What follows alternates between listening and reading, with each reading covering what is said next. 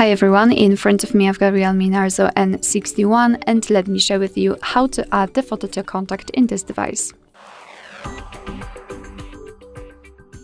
So let's start with opening your contact list, for example with the usage of the dialer. Tap on the contacts, find the contact you'd like to edit and tap on it, so I'll choose maybe this one. Let me tap on this edit icon.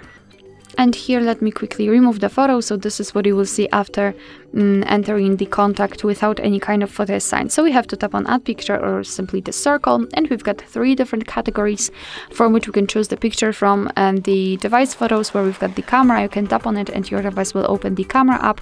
So this is the best option to choose if you've got the person right in front of you and if you're able to catch a photo of him or her.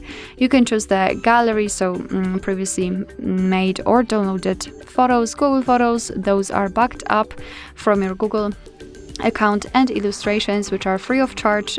They are available online, so you will be able to choose something from those options if you do not have the photo of the specific person you'd like to customize the contact for. I'll choose something from the device photos, just from the gallery, like here. And in this step we can basically change the position of that of the photo actually, and zoom it in or out, and thanks to this we can decide what we will see after saving the whole contact, because this highlighted circle is responsible for it. So position it just like you want to and then tap on choose, and this is how our photo will look like after applying. If you are happy with the results, tap on save in the right upper corner, it's important. And this is how our contact will look like. You will be able to see this photo on the contact list and, for example, during all incoming calls from that specific number.